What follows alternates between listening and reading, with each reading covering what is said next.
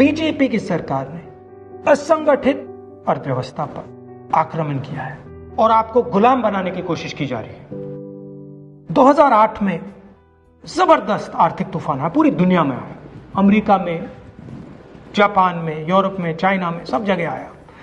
America के bank गिर गए, कंपनियां बंद हो गई, एक के बाद एक कंपनी की लाइन लग गई, बंद हो गई। यूरोप के बैंक गिरे, मगर हिंदुस्तान को कुछ नहीं हुआ। यूपीए की सरकार थी, प्रधानमंत्री जी के पास गया और मैंने उनसे पूछा, मनमोहन सिंह जी बताइए, पूरी दुनिया में आर्थिक नुकसान हुआ है, हिंदुस्तान को कोई असर नहीं हुआ, कारण क्या है? मनमोहन सिंह जी ने कहा, राहुल, अगर हिंदुस्तान की अर्थव्यवस्था को समझना चाहते हो तो यह समझना होगा कि हिंदुस्तान में दो अर्थव्यवस्थाएं हैं।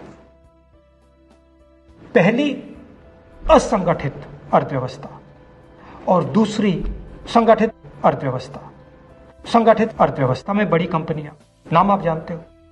असंगठित अर्थव्यवस्था में किसान, मजदूर, छोटे दुकानदार, मिडिल साइज कंपनीज।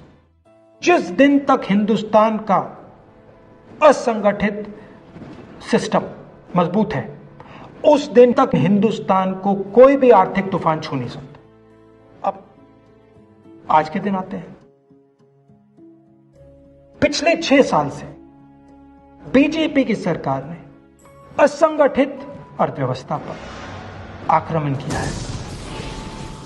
3 बड़े उदाहरण तो मैं आपको अभी दे देता हूं। नोटबंदी, गलत जीएसटी और लॉकडाउन। आप यह मत सोचिए कि लॉकडाउन के पीछे सोच नहीं थी। यह मत सोचिए कि गलती से आखिरी मिनट पे लॉकडाउन कर दिया गया है।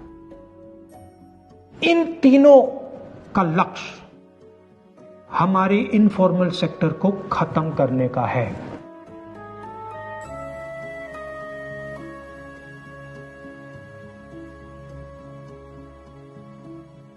प्रधानमंत्री जी को अगर सरकार चलानी है, मीडिया की जरूरत है, मार्केटिंग की जरूरत है। मीडिया और मार्केटिंग 15-20 लोग करते हैं। इनफॉर्मल सेक्टर में पैसा है, लाखों करोड़ रुपए, जिसको ये लोग छू नहीं सकते।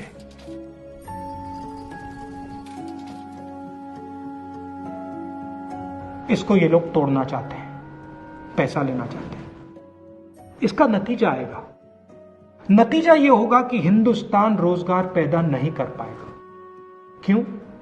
क्योंकि इनफॉर्मल सेक्टर 90% से ज्यादा रोजगार देता है।